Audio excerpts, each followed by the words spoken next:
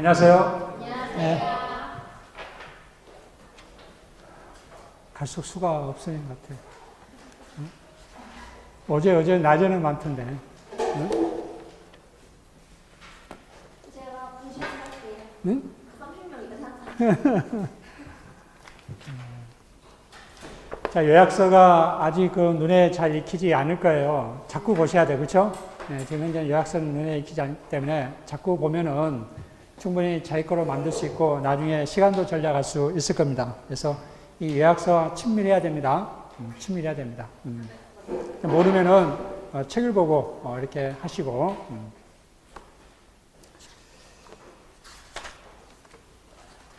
자, 오늘은 우리 21페이지까지 했나요? 진야니 의사표시가 했나요? 할 차례입니까? 18페이지. 아, 의사표시 할 차례입니까? 아, 의사표시. 19페이지. 우리 요약서는 19페이지고, 책은 의사표시 효력 발생은 나중에 하고, 54페이지부터입니다. 책은 54페이지부터입니다. 자, 우리 의사표시 볼까요? 첫 번째 의사와 표시 불일치 유형입니다. 즉, 비정상적인 의사표시 유형입니다. 크게 이제 두 가지로 나눌 수 있습니다. 의사 흠결과 하자에 있는 의사표시 이렇게 나눌 수 있습니다. 먼저 우리 의사 흠결은 내심의 효과의사, 즉 의사와 표시행위 불일치를 표의자 스스로 알고 있는 경우가 있습니다. 표의자 스스로 알고 있는 경우는 두 가지 있죠. 하나는 통정했느냐, 통정하지 않았느냐가 구별할 수 있습니다. 통정하지 않았으면은 진야니 의사표시, 통정을 했으면은 통정 허위표시입니다. 통정 허위표시. 이 표의자 스스로 알고 있는 것은 의식적 흠결이랍니다.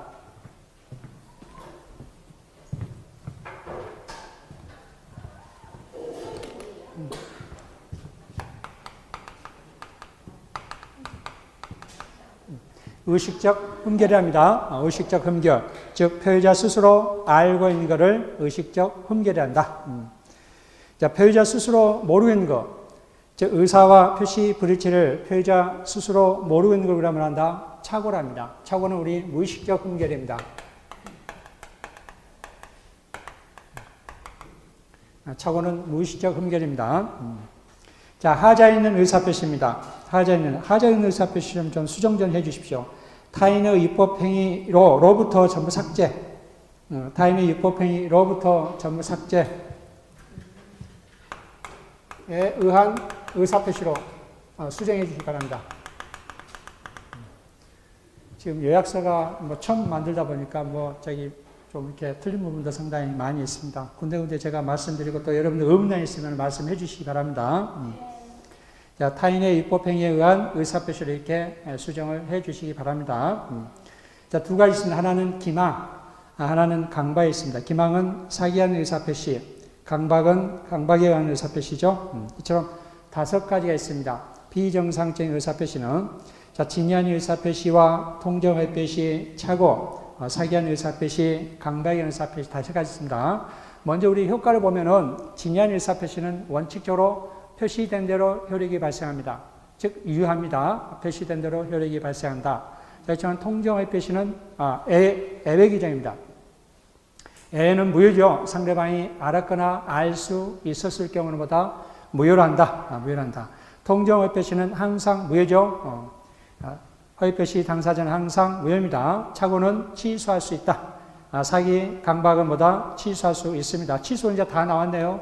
우리 앞전에 제한 능력자, 착오, 사기, 강박은 뭐다? 취소할 수 있습니다. 취소할 수 있다. 자, 의사표시 구성 요소는 제가 이 범죄에 해석할 때 잠깐 살펴봤습니다. 그냥 넘어가도록 합시다. 자, 첫 번째 우리 20페이지 보시면은 진야니 의사표시입니다. 우리 책은 54페이지입니다. 진야니 의사표시, 다른 말로 비진이 의사표시입니다. 비진이 의사표시다. 자, 여기서 진이란 특정한 내용의 의사표시를 하고자 하는 표의자의 생각을 말하는 것이지 표의자가 진정으로 마음속에서 원하는 사항을 뜻하는 것은 아닙니다. 자, 그 사례를 보면은 판례입니다. 판례 약간 내가 수정했지만은 자, 갑과 을은 서로 부부 사이에 서로 아는 사이라 뭐 식사도 하고 잘 아는 사이입니다.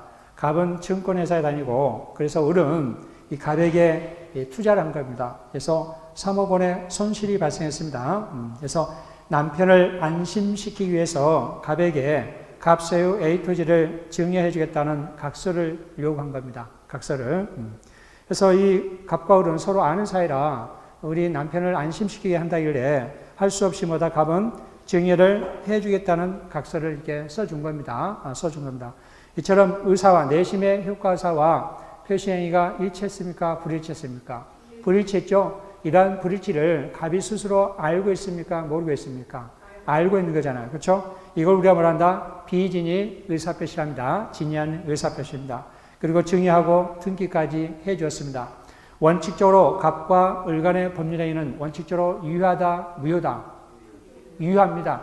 표시된 대로 혈액이 발생합니다. 표시된 혈액이 발생합니다. 자, 그래서 을이 바로 병에게 매매해버리잖아요. 그렇죠? 매매해버리면은, 자, 병은 선이다 한다면은, 갑은 병에게 대항할 수 있다, 없다? 선이든 악이든 간에, 갑과 을 간의 원칙이라면, 그렇죠? 원칙이라면은, 병은 선이든 악이든 유효하게 소유권을 취득합니다.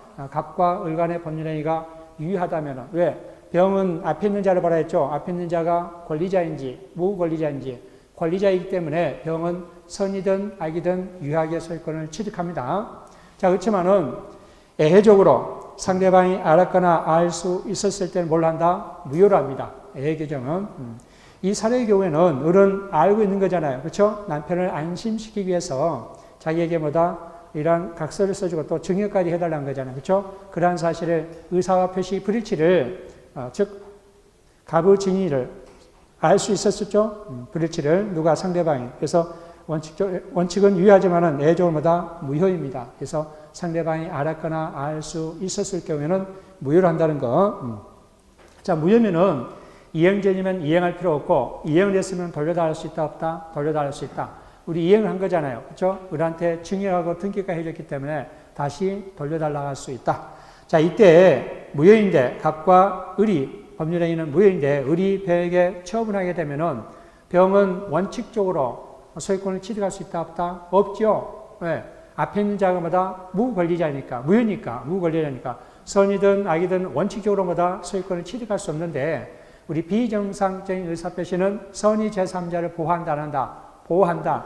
비록 병은 무권리자한테 소유권을 취득했지만은 선이면은 갑한테 대항할 수 있다 없다? 갑한테 대항할 수 있습니다. 그래서 갑은 병한테 대항할 수가 없습니다. 선이면은. 이때 이제 선의는 우측에 네모 박스 있죠? 공통적으로 적용됩니다. 이처럼 선의는 제3자에게 대항하지 못하죠? 이 선의는 추정됩니다. 자, 선의는 추정되기 때문에 악이란 걸 누가 입증해야 됩니까? 무효를 주장한 자가 입증해야 된다. 그래서 병은 입증할 필요가 없습니다. 가만히 있습니다. 추정되기 때문에. 자, 선이면 족하지 무과실까지 유효한다, 유효하지 않는다. 무과실까지 유효하지 않습니다.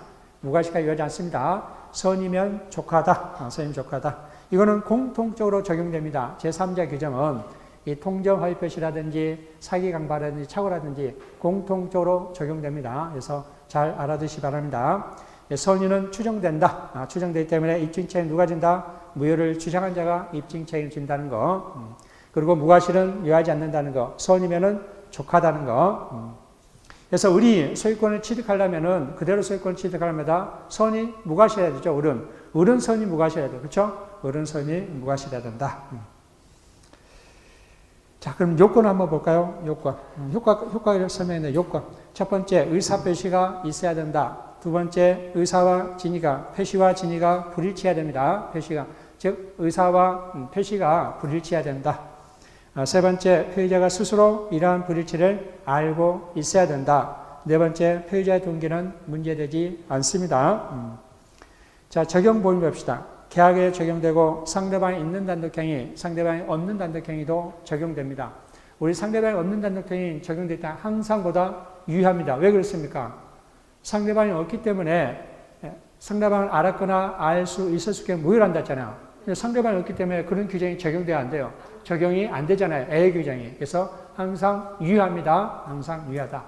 주의할 점은 통정 허위 표시는 상대방이 없는 단독행위는 적용되지 않습니다. 그렇죠? 왜? 서로 통정해야 되니까 상대방이 없기 때문에 통정 못 하잖아요. 그렇죠? 그래서 통정회피시는 적용되지 않습니다. 이 점에서 비진의 의사표시와 구별됩니다.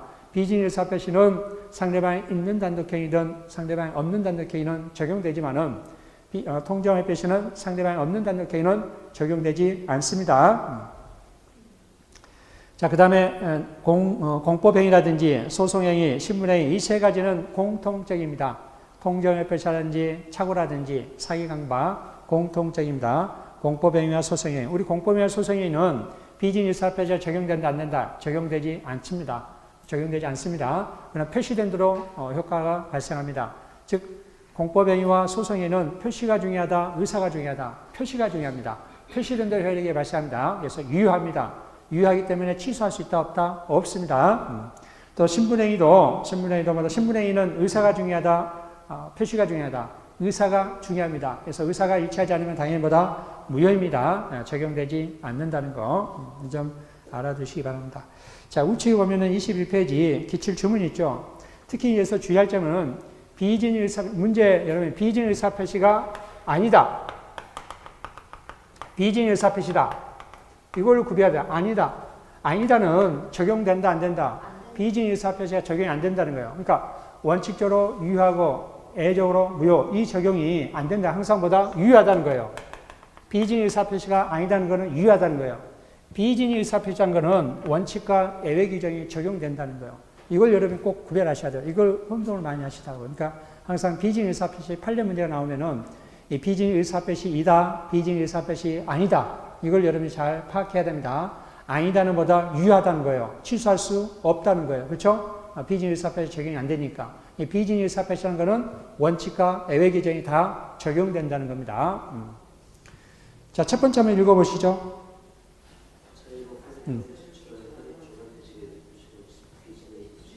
저 여기 와서 크게 읽어도 돼요. 집에 가서 뭐 크게 읽을 겁니까? 읽으시면 괜찮아요. 효과도 큽니다. 공부 효과. 또 저녁에는 졸리잖아요. 그렇죠? 그러니까 다시 한번 읽어보세요.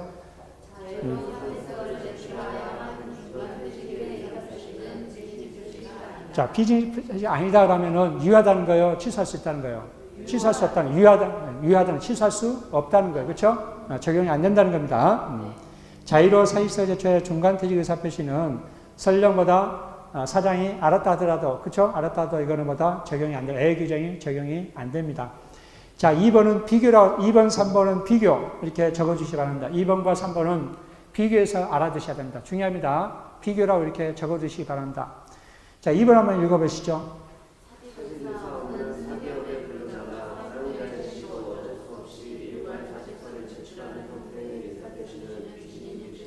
자, 사기업 가로하시고 밑줄에 사기업.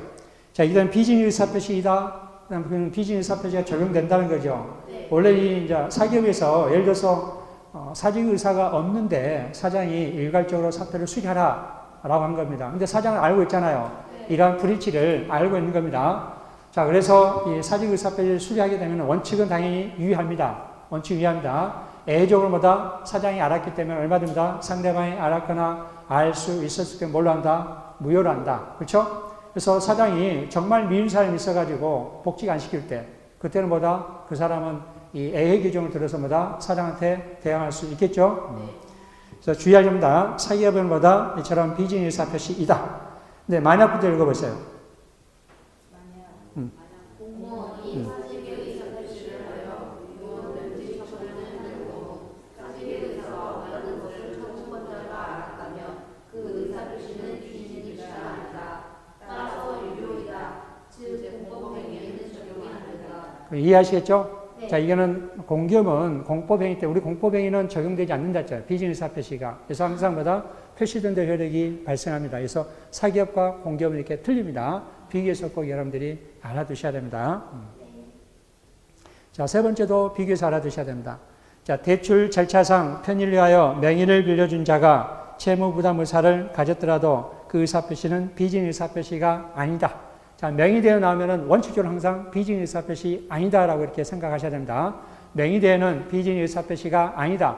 자, 그러면 명의를 빌려준 사람은 아니면은 항상 책임져야 된다, 안 된다? 책임을 져야 된다는 거예요. 즉, 은행이 알았거나 알 수 있어도 책임을 져야 됩니다. 책임을 져야 된다. 자, 근데 이제 주의할 점. 그러나는 은행과 약정 또는 양해하에 명의대한 경우에는 통정 허위 표시입니다. 자, 약정 동그라미, 양해 동그라미. 명의대어가 나오고 약정이 나온다. 그 다음에 양해가 나온다. 자, 이거는 통정 허위 표시입니다. 비증 의사 표시가 뭐다? 통정 허위 표시입니다. 통정 허위 표시. 자, 은행의 양해하에 은행의 약정이면 은행과 서로 통모했다는 거잖아요. 자, 그러면 비증 의사 표시는 통정 허위 표시는 무효이기 때문에 이 명의를 빌리는 사람은 책임진다, 안 된다? 안 진다. 무효니까. 그렇죠? 비증 의사 표시는 뭐야 된다서요? 비증 의사 표시가 아니기 때문에 책임을 지잖아요. 근데 통정 표시는 무효이기 때문에 책임을 지지 않습니다. 그래서 명의되어 나오면 일단은 비증 의사 표시가 아니다. 자, 그렇지만은 양해란 말이 나오고 그다음에 약제란 말이 나오면 뭐다? 이거는 통정 허위 표시라는 거. 명의대에서 꼭 구별하셔야 됩니다. 이런 거 구별 못해서 나중에 단순한 문제 틀리면 안 됩니다. 그래서 2번, 3번은 구별해서 비교해서 여러분들이 알아두셔야 된다는 거 꼭 주의하시기 바랍니다. 자, 네 번째 한번 읽어보시죠.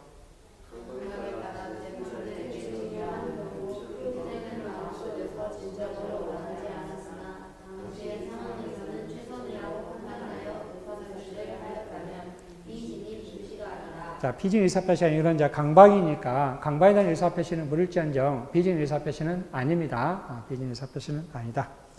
자, 다섯 번째 읽어보시죠.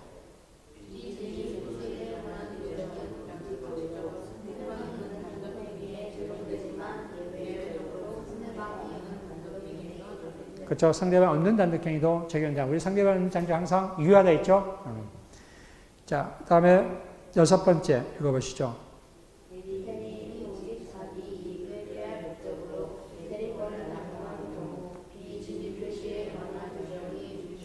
우리 대리권 남용에서 대리인이 자기 이익을 꾀하거나 또 제3자 이익을 꾀하여서 이러한 대리권을 남용할 때는 우리 비증 의사표시 유추 적용한다 했잖아요. 그래서 원칙적으로 보다 표시된 데 혈액이 발생하고 예외적으로 보다 상대방이 알았거나 알 수 있었을 경우는 책임진다 했잖아요. 그렇죠? 그래서 대리권 남용에 있어서는 보다 비증 의사표시가 적용됩니다. 그 문제입니다, 지금.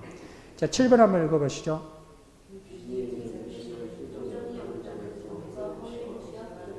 그렇죠. 표시와 의사와 표시 불일치를 표의자 스스로 알고 있지만은 어떤 점에서 차이가 있다? 통정했느냐, 통정하지 않았느냐에서 차이가 있다는 거.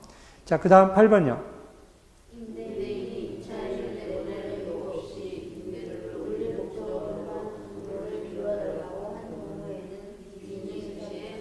그렇죠. 이거는 비증 의사표시에 해당된다. 손칙적으로 뭐다? 표시된 데 혈액이 발생하고 예외적으로 상대방이 알았거나 알 수 있었을 때는 무효한다는 거.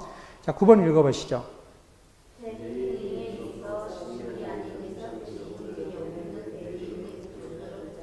그렇죠. 이제 대리인이 있을 때는 항상 원칙은 대리인을 기준한다 했었죠. 의사흥계라든지 사기 강발에 대한 뭐다 사실관계에 있어서 대리를 하기 있어서 뭐다 누구 표준한다? 대리인이 표준한다 했습니다. 맞는 얘기고. 자, 그 다음 10번째는 뭐 원칙과 외외 규정입니다. 한번 읽어보시죠.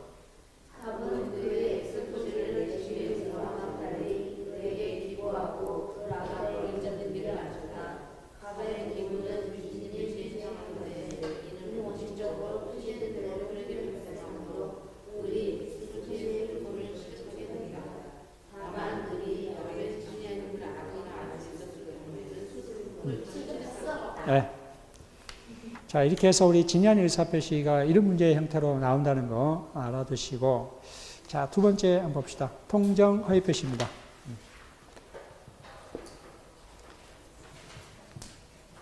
그래서 우리 비증 의사표시 책에는 전부 다 우리 판례를 다 살펴봤습니다. 그래서 통정 허위 표시는 자 57페이지입니다. 책은 자 요약서는 22페이지입니다. 22페이지. 자, 우리 통정 허위 표시는 자 상대방과 통정한 의사 표시는 뭐다? 무효로 한다는 겁니다. 우리 108조에 이제 규정되어 있죠. 예. 자, 의 보면은 상대방과 통정해서 하는 진이 아닌 허위 의사 표시를 우리가 뭐라 한다? 통정 허위 표시 또는 허위 표시라고도 합니다. 허위 표시를 한다. 이러한 통정 허위 표시는 특별한 사정이 없는 한 사회 질서에 반한다, 반하지 않는다, 반하지 않습니다. 그래서 선량풍속 사회질서에 반하지 않습니다. 통정했다 해서 반사회질서 행위냐 반사회질서 행위가 아니다는 거 이거 꼭 주의하시기 바랍니다. 자, 그림 한번 볼까요?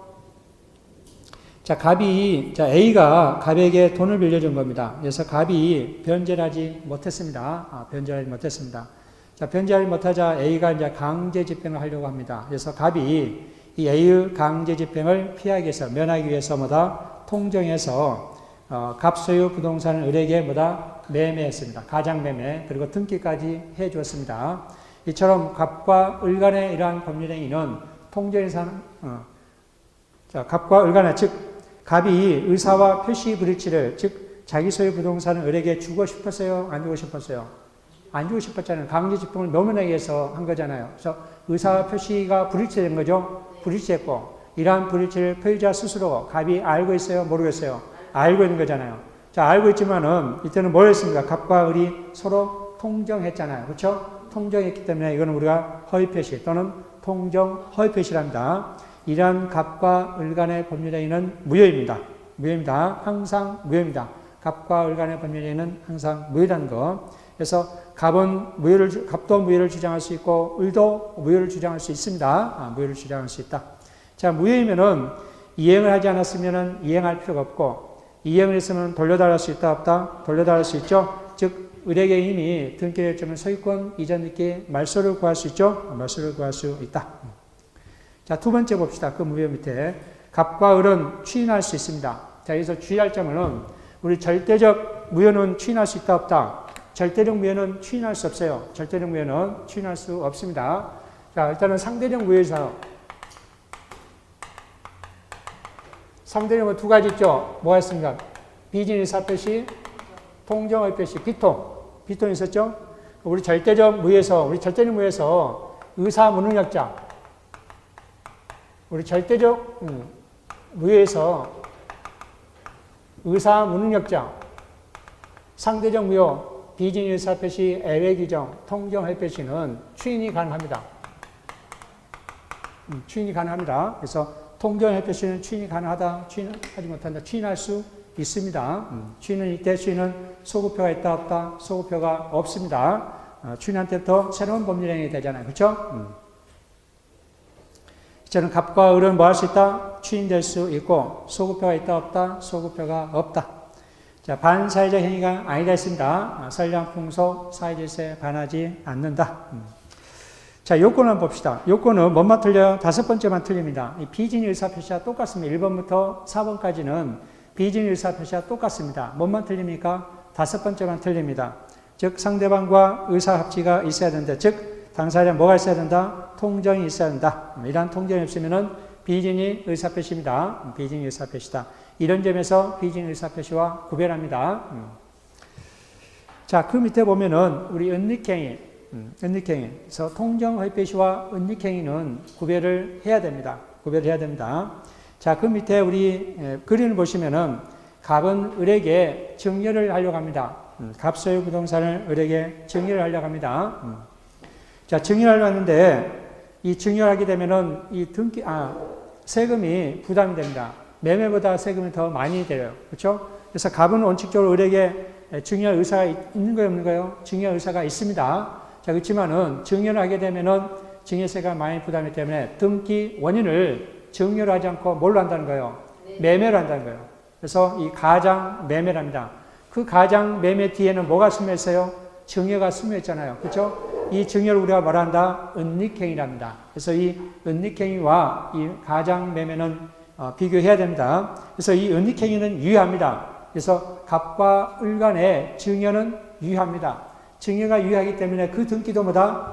유효합니다. 그 등기도 유효하다. 가장매매는 뭐다? 우리가 무효했잖아요. 가장매매는 무효.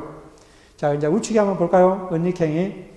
자, 첫 번째는 매매계약은 뭐다? 무효입니다. 그렇죠? 가장매매는 무효입니다. 네, 통정허위표에 있어서 무효이고, 은닉행위는 유효합니다. 은닉행위는 유효하다.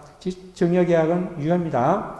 세 번째 보면은 갑은 을을 상대로 이전 등기 말소를 청구할 수 있다 없다? 없습니다. 갑과 을 간의 법률행위는 증여는 유효하기 때문에, 은닉행위는 유효하기 때문에. 자, 네 번째 보면은 만약에 갑이 증여계약을 취소하게 되면은 이제 원상회복해야 되잖아요. 그렇죠? 갑은 을에게보다 등기를 했다는 다시 소유권 이전에게 말소를 구할 수 있고, 그렇죠? 그래서 증여를 취소하게 되면은 매매계약은 무효의미로 이전등기 말소를 구할 수 있다 없다? 말소를 구할 수 있습니다. 만약에 증여를 취소했다면은. 자, 5번입니다. 5번은 4번과 상관이 없습니다. 자, 은닉행위가 문제입니다. 만약 갑과 을 간의 법률행위가 유효하니까, 그렇죠? 자, 을이 어떤 사실을 안 병에게 어떤 사실을 안다는 건 악이잖아요. 그렇죠? 악이 병에게 매도하여 이전등기 한 경우 갑은 병을 상대로 이전등기 말소를 청구할 수 있다 없다? 없다. 항상 여러분들 제3자가 병이 소유권을 취득하냐 뭘 보라 했어요? 앞에 있는 자를 보라 했어요. 앞에 있는 자가 권리자다 무권리자다? 응? 자, 22페이지입니다. 권리자다 무권리자다? 권리자잖아요. 갑과 을 간의 증여는 뭐다? 아까 등기는 유효하다 했잖아요. 유효하기 때문에 병은 선이든 악이든 유효하게 소유권을 취득하나 안 한다? 취득한다라는 겁니다. 그래서 다시 한번 항상 제3자가 소유권을 취득하느냐 보면은 항상 앞에 있는 자를 말했어요. 앞에 있는 자가 권리자인지 무권리자면은 선이든 악이든 소유권을 취득할 수 없고, 자, 권리자면보다 그렇죠? 권리자면보다 권리자도 선이든 악이든 보다 소유권을 취득할 수 있고, 자, 무권리자면 소유권을 취득할 수가 없습니다. 그것만 생각하시면 됩니다. 자, 그 다음에 6번째 봅시다. 을이 이러한 사실을 안 을과 병 간의 법률행위 유효한 거예요. 그렇죠? 그래서 안다 해서 을이 이러한 사실을 병이 악이라 해서 이러한 매매계약을 을과 병 간의 매매계약을 해제 또는 취소를 할 수 있느냐? 취소할 수 없습니다. 병의 소유권은 유효합니다. 그 얘기입니다, 지금. 그래서 이 사례 잘 알아두시기 바랍니다. 그래서 은닉행위와 관련된 사례입니다. 자, 23페이지 통정허위배 시 효력과 적용 범위입니다. 효력과 적용 범위.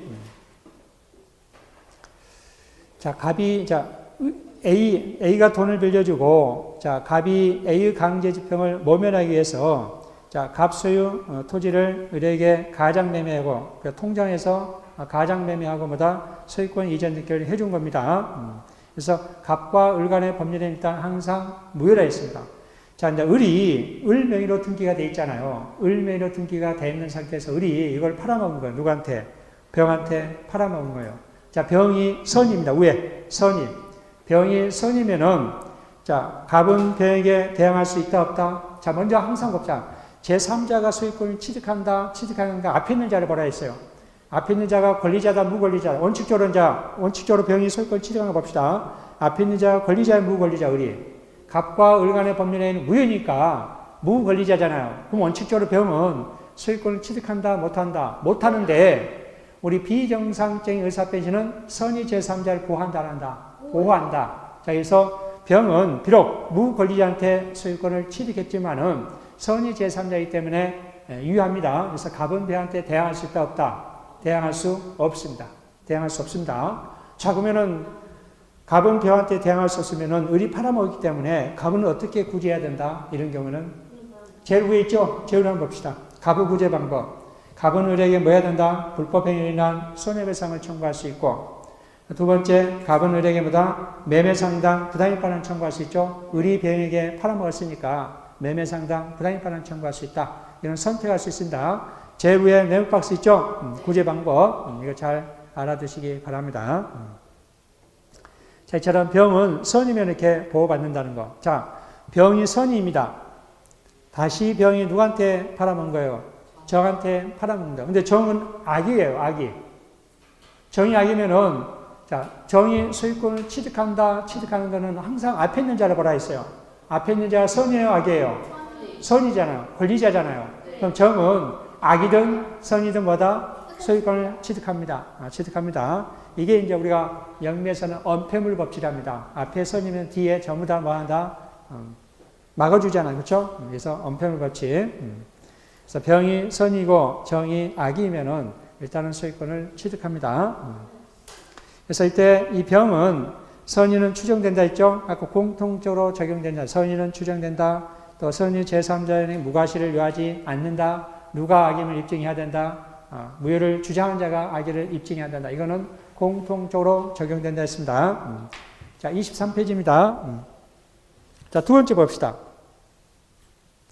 악입니다. 병이 선일 때 우리가 살펴봤잖아요. 병이 선일 때 살펴보고 병이 이제 밑에 악입니다. 악이면은 병은 갑은 병에게 대항할 수 있다 없다? 대항할 수 있습니다. 그렇죠? 선이 제3자만 우리가 보호하는 거지 악인은 보호할 수 없습니다. 근데 만약에 병이 악이잖아요. 근데 그러면 또 병이 정한테 매매한 겁니다. 근데 정은 선입니다. 자, 정은 유학의 소유권을 취득한다, 못한다? 근데 이거는 이제 우리 통설이 없어요. 학설이 나뉩니다. 우리 정을 제3자로 봅니다. 제3자로 봅니다.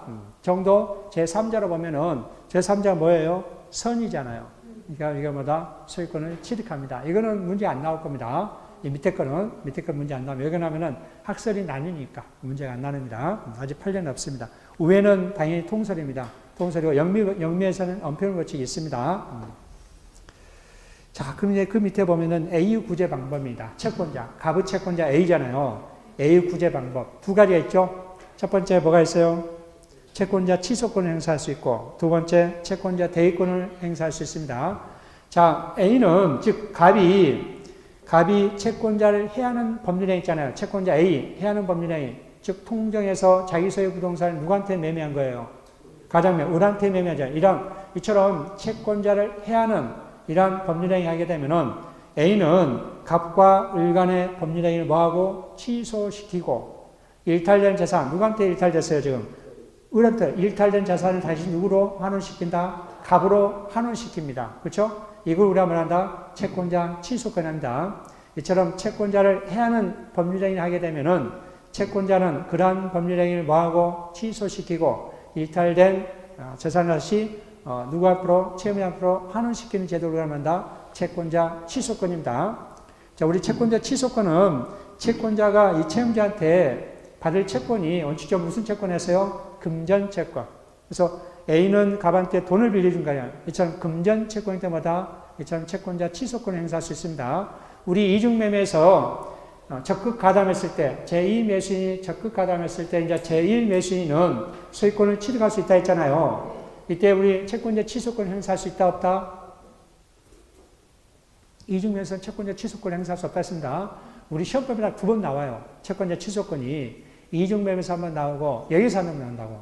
근데 이중매매는 채권자 취소권을 행사할 수 있다, 없다? 없다. 그렇지만 이게 통정협회에서는 채권자 취소권을 행사할 수 있다, 없다? 있습니다. 근데 A는 누구를 상대로 소를 제기한 거예요? 갑을 상대로 안 해요. 채무자 상대로. 항상 수익자, 전득자, 즉 을 또는 병을 상대합니다. 을 또는 누구를 상대로 한다? 병을 상대한다.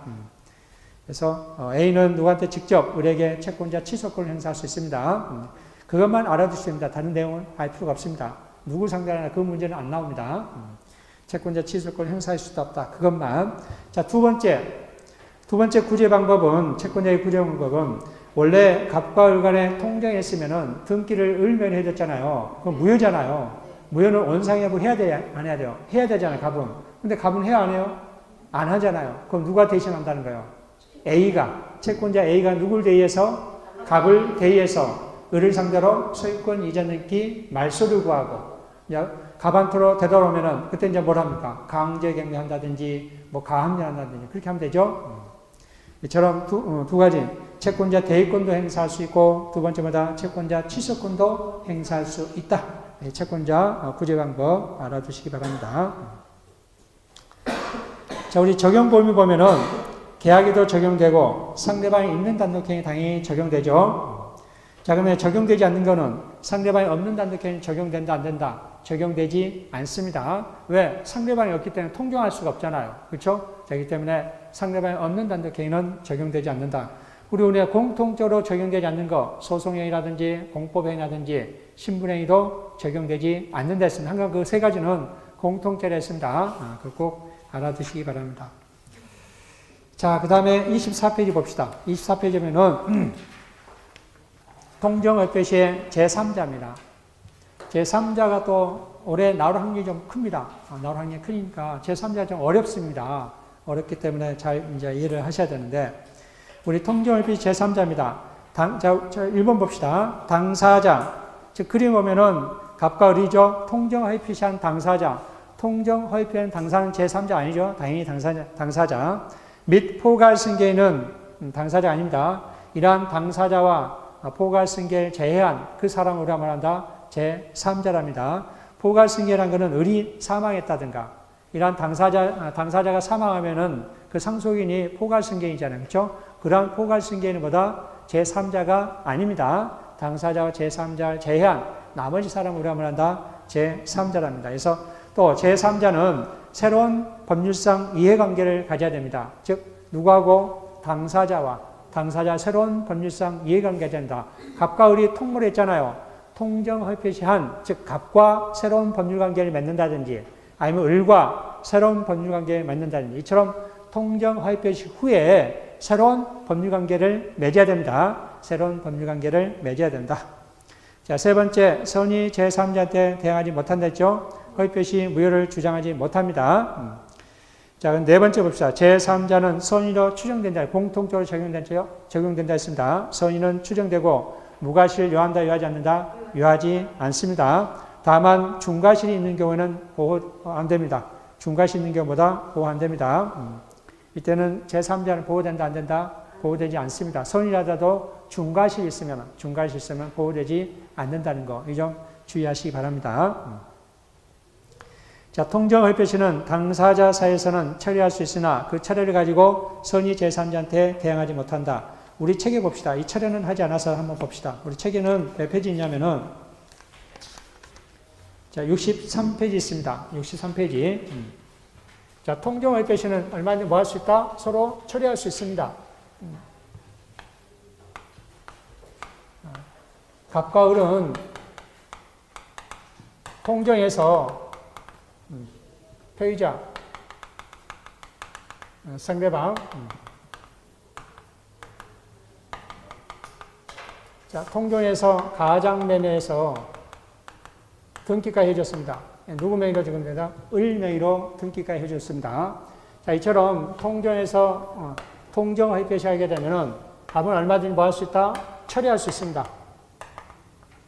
처리할 수 있다. 통정허위 표시 뭐 할 수 있다? 처리할 수 있다. 지금 현재 누구 명의로 있어요?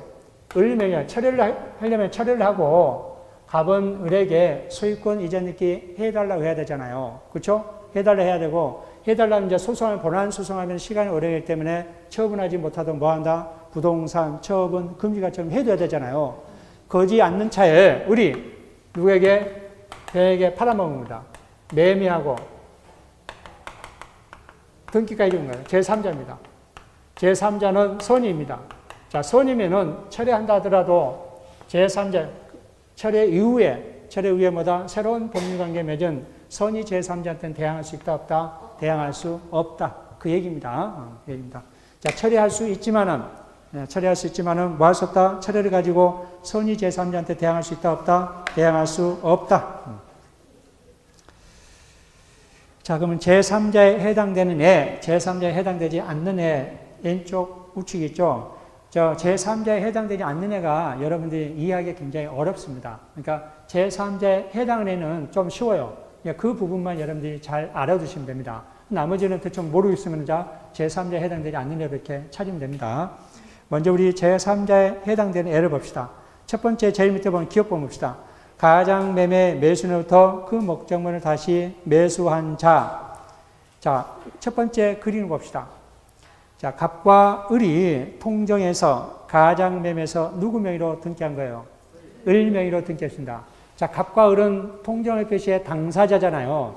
이러한 통정허위 표시 당사자와 새로운 법률관계를 맺는 자, 다시 을이 누구한테 팔아먹은 거예요?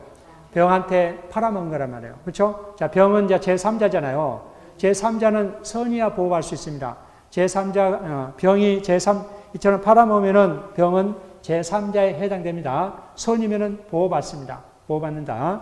자, 다시 기억 밑에 다시 보면은 가장매매 매수인으로부터 매매 계약에 의한 소유권 이전 청구권을 보전해야 한 가등기를 취득한 자. 자, 을 명의로 소유권이 돼 있잖아요. 근데 을이 누구한테? 병한테 가등기를 해줘 버린 거예요. 자, 그럼 병 옆에 우리 진하게 네모박스 있죠? 저당권 설정 다음에 가등기 설정. 이처럼 뭐다? 을이 누구한테, 병한테 가등기를 설정해준다. 매매한다든가, 가등기를 설정한다든가, 저당권을 설정해준다든가, 전세권을 설정해준다든가. 이런 경우는 뭐다? 병은 제3자다, 제3자가 아니다. 제3자입니다. 제3자입니다. 선이면은 보호할 수 있다, 없다. 선이면 보호할 수 있고, 악이면 뭐다? 보호할 수가 없습니다. 자, 이처럼 기억번은 그거, 자, 니은번도 보십시오. 니은번도 가장매매 매수는부터 저당권보다 설정받는 자. 조금 전에 저당권 설정됐었죠? 저당권을 설정받는 자. 또 그 밑에 다시 A는 말고 마지막 그 니은번 마지막 가장 저당권 설정에 의한 저당권 실행하여 부동산을 경락받은 자. 자, 밑에 두 번째 그림입니다. 자, 갑이 을에게 통정해서 저당권을 설정해 준 거예요. 누가? 갑이 을에게. 저당권을 설정해 준 통정입니다. 근데 을이 저당권 글을 가지고 바로 저당권을 실행해 버린 거예요. 저당권 실행. 저당권 실행해서 누가 낙찰 받은 거예요? 병이 낙찰을 받은 겁니다. 병은 제3자다, 제3자 아니다, 제3자입니다. 제3자다. 자, 그 다음에 디귿번 볼까요? 가장 매매 기한 대금 채권의 양수인입니다. 자, 우측 보면은, 자, 세 번째 그림 보세요. 우측. 밑에 하단에. 갑과 을 간에는 가장 채권이에요. 원래 채권 채무 관계 없어요. 갑과 을이. 가장으로보다 갑이 채권자고 을이 채무자예요. 이러한 가장 채권을, 자, 갑은 을에게, 가장이지만 갑은 을에게 채권을 가지고 있잖아요. 이거를 누구한테? 갑이 병에게 양도를 한 겁니다. 가장 채권을 뭐 한다? 양도를 합니다. 양도를 하게 된 병은 갑과 을 간에 이러한 가장 채권을 모르잖아요. 그렇죠? 선이면은. 모르면 뭐다? 병은 제3자에 해당됩니다. 비록 갑과 을이 가장 채권에 서로 무효를 주장할 수 있잖아요. 자, 그렇지만은 병은 누구한테? 갑한테 그 채권을 달라할 수 있다, 없다? 누구한테? 을한테 이제 채권을 달라할 수 있죠. 갑이 을한테 받을 채권을 가장으로 양되기 때문에 병은 누구한테? 선이면은 을한테 달라갈 수 있습니다. 그래서 병도 뭐다 할 때 제3자에 해당된다. 자, 리을번입니다. 리을번도 가장 소비대차에 기한 채권의 양수입니다. 똑같습니다. 가장 매매에 기한 대금 채권의 양수인. 자, 디귿번은 그게 아니네. 지금 얘기한 건 리을번 얘기한 거고. 자, 디귿번은 첫 번째 그림 보세요. 첫 번째 그림. 첫 번째 그림. 자, 디귿번은 가장 매매에 기한 대금 채권의 양수인. 첫 번째 그림은 갑이 을에게 가장 매매를 하고, 그렇죠? 등기를 해줬잖아요. 비록 가장이지만은 이 갑은 매도인 입장에서 을한테 뭘 받아요? 대금 채권을 받잖아요. 그렇죠? 대금 채권을 받아. 이 대금 채권을 갑이 누구한테? 무한테 양도를 한 겁니다. 무한테. 무가 이러한 사실을 몰랐다면 무는 제3자다, 제3자 아니다, 제3자에 해당된다라는 겁니다. 이처럼 갑과 을 간의 통정 허위 표시를 기반으로 해서 자, 이러한 당사자, 즉 당사자와 새로운 법률상 이해관계를 맺었잖아요. 누구하고? 이 갑하고 무하고는 새로운 이해관계를 맺기 때문에 이 무는 제3자에 해당됩니다. 선이면은 보호할 수 있습니다. 자, 리을번이 아까 전번에 우측에 있는 그 그림, 하단에 있는 그림이고, 리을번이. 자, 그 다음에 B번 볼까요? B번. 가장매매 매수인에 대한 가압류 채권자 또는 압류 채권자. 자, 첫 번째 그림 보면은 갑과 을 간에, 자, 갑이 을에게 통정으로보다 매매하고 을에게 등기를 해줬습니다. 자, 현재 을면으로 되어 있잖아요. 을면으로 되어 있습니다. 근데 을이, 자, 정이, 제 위에 봅시다. 정이 을에게 돈을 빌려주고 을이 변제하지 못했어요. 그때 당시는 을이 재산이 없었어요. 근데 마침 갑이 가장으로 모였기 때문에 을에게 소유권 이전했기 때문에 을이 소유권을 가지고 있잖아요. 소유권을 가지고 있기 때문에 정의보다 을에게 가압류를 한다든지 또는 판결이 있으면 강제경매 신청한다든지 또는 압류를 한다든지 이렇게 할 수 있습니다. 그래서 정의보다 제3자에 해당된다. 제3자에 해당된다. 또 가장 매매 매수인의 제일 밑에 봅시다. 이건 알아두시기 바랍니다. 가장 매매 매수인의 파산 관계인. 자, 가장 매매했습니다. 갑이 통정에 빼서 가장 매매했는데, 자, 을이 파산이 된 거예요. 파산. 자, 파산이 되려면은 을은 이제 파산 관계인을 선임합니다. 법원에서는 파산 관계. 이 파산 관계인은 제3자에 해당됩니다. 자, 제3자에 해당되기 때문에 당연히 뭐다? 이 파산관계인은 뭐다? 손이면은 당연히 소유권을 취득합니다. 취득한다. 그래서 파산관계는 당연히 손이겠죠. 그렇죠? 그래서 이 파산관계, 가장매매에서 매수인의 파산관계인은 제3자에 해당된다. 자, 제3자에 해당되지 않는 것 한번 볼까요? 자, 이 제3자에 해당되는 거, 제3자에 해당되는 거 책에 보면은 우리 책에 상세히 사례를 통해서 있습니다. 그래서 사례를 통하게 되면은 안 됩니다. 외울 수가 없어요. 자, 그렇기 때문에 위에 있는 그림 있잖아요. 그림으로 몇 개 보면은 한 6, 7개를 충분히 외울 수가 있습니다. 그림을 통해서. 그래서 그림만 여러분들이 잘 보시면은 충분히 한 6개 정도, 6, 7개 정도 외울 수 있기 때문에 그것만 잘 알아두시면 됩니다. 자, 제3자에 해당되지 않는 예입니다. 자, 첫 번째 보면은 가장 매매 기한 손해배상 청구권의 양수인입니다.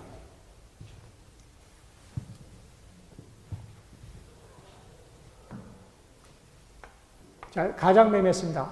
갑이 우리에게 가장 매매 등기까지 해줬습니다. 근데 우리 병에게 팔아먹은 거예요. 두 번째, 매매하고 등기까지 해준 거예요. 팔아먹은 거예요. 자, 팔아먹은 거는 이제 갑은 소유권을, 자, 선이면은, 병이 선이면 대항할 수 있다, 없다? 대항할 수가 없잖아요. 자, 대항할 수 있으면은 갑은 어떻게 구제한다 했어요?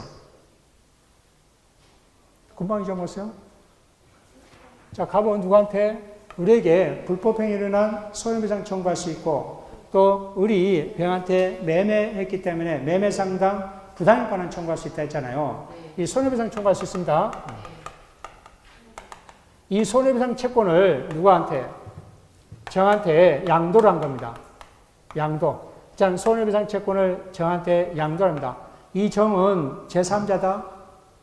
제3자가 아니에요. 여기는 정은 선이 악이 떠나서 얼마든지 뭐 할 수 있어요? 우리에게 이 양수금을 달라갈 수 있습니다. 이거는 제3자가 아닙니다. 이거는 선이든 악이든 상관없이 실제 뭐다? 실제 이거는 정은 갑이 을한테 받을 이 손해배상 채권을 실제로 가지고 있기 때문에 이거는 제3자 그 문제가 아닙니다. 제3자 문제가 아니라 뭐다? 이거는 선이 악의 문제가 아닙니다. 그래서 정은 제3자가 아니다는 거. 이거 주의하시기 바랍니다. 두 번째, 채권의 가장 양도에 있어서 채무자입니다.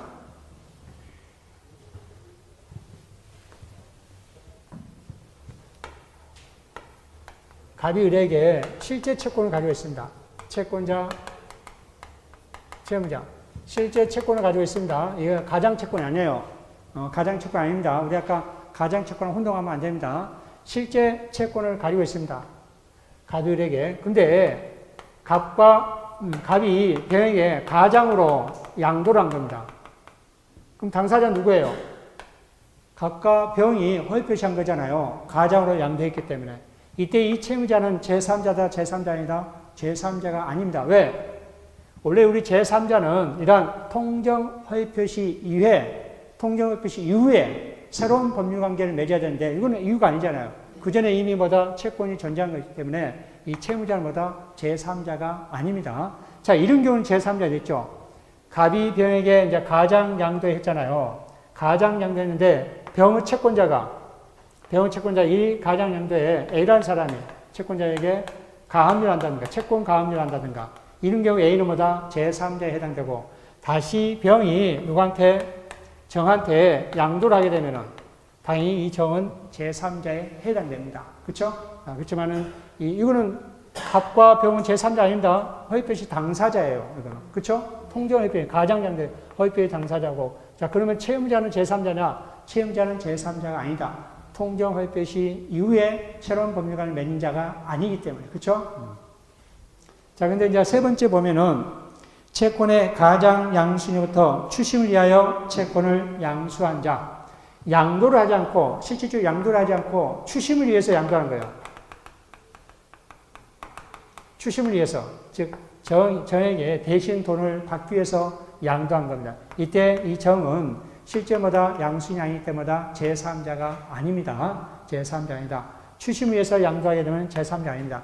추심이 하지 않고 그냥 양도했다면 제3자인데 추심을 위해서 양도했다면 제3자가 아닙니다. 그래서 이 세 가지 정도는 알아두시기 바랍니다. 이제 자꾸 여러분 연습하셔야 돼요. 이 제3자가 아닌 거는 자꾸 연습하셔야 됩니다. 자, 오늘은 여기까지만 하고 제3자는 자, 착오를 봅시다. 착오. 자, 통정어 표시는 여기까지 하고 자, 착오를 봅시다. 착오는 좀 쉬었다 할까요? 착오는 좀 쉬었다.